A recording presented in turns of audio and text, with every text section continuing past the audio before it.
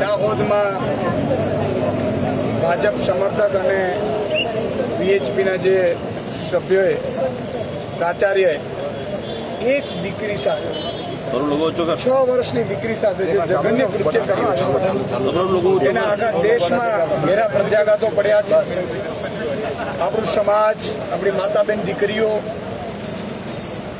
એની સુરક્ષા માટે આપણે બહુ ઊંડા ઉતરી રહ્યા છીએ।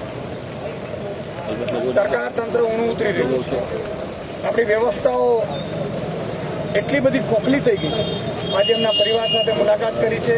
માનનીય અમારા સંગઠન મહામંત્રી મનોજભાઈ આગેવાન, રાકેશભાઈ બહેનો આગેવાન સાથે અમે મુલાકાત કરી અને જાણવા મળ્યું કે એમને ત્યાં બસની સુવિધા નહોતી સ્કૂલે આવવા જવા માટે।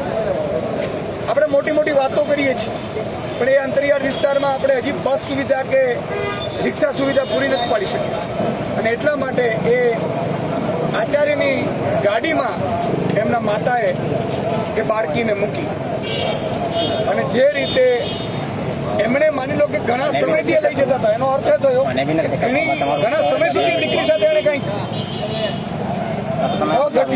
કર્યું હોવું જોઈએ અને પછી એમણે કેવી હિંમત કરી બળાત્કારની કોશિશ કરવી, એને મારી નાખવી, એને ફેંકી દેવી, આ આપણા બધાના હૃદય કંપી જાય એવી ઘટના છે। પણ સૌથી દુઃખદ ઘટના એ છે કે જ્યારે કલકત્તામાં આ ઘટના બની હતી ત્યારે આખા દેશમાં પ્રત્યાઘાતો પડે। દેશના મીડિયાએ, મહિલાઓએ, માતાબેન દીકરીઓએ સર્વે અવાજ ઉઠાવવું જોઈએ।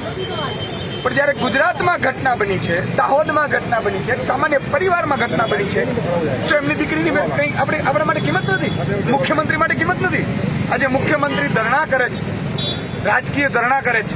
મુખ્યમંત્રી ધરણા કરવાના હોય કે મુખ્યમંત્રી આ દીકરીના પરિવારને મળીને એને તમામ અધિકારીઓ સાથે મળીને ન્યાય મેળવવાનો? એટલે ખૂબ જ દુઃખદ છે।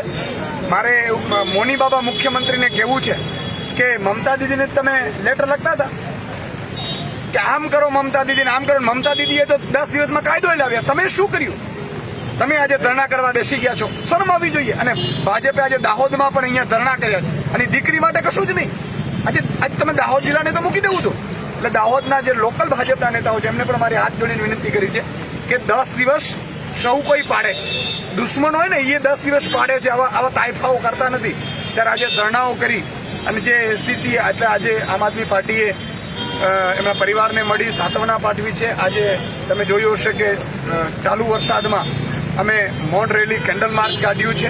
અમારી બહેનો પણ સાથે જોડાઈ છે અને 2 દિવસ પછી અમદાવાદમાં પણ આ દીકરીની પ્રાર્થના, દીકરીની આત્માને શાંતિ મળે અને આવા નરાધમોને કંઈક ભગવાન સારી બુદ્ધિ આપે અને આ તંત્રને અને મુખ્યમંત્રીને કંઈક બુદ્ધિ આપે એ માટે અમે પ્રાર્થના સભાનું પણ આયોજન અમદાવાદમાં પણ કરવાના છીએ। અને આ દીકરીને જો જ્યાં સુધી ન્યાય નહીં મળે, એમની પરિવારની માંગણી છે કે ફાંસી આપવી જોઈએ, એટલે ફાસ્ટ ટ્રેક કોર્ટમાં લઈને ફાંસીની સજા, સાથે સાથે એમના પરિવારને 50 લાખની જે એને સહાય પણ આપવી જોઈએ અને તમામ સ્કૂલોમાં ચેકિંગ કરવું જોઈએ કે આવા કોણ છે જે આચાર્યો, શિક્ષકો, અને ત્યાં સીસીટીવી મૂકવા જોઈએ અને બસોની વ્યવસ્થાઓ કરવી।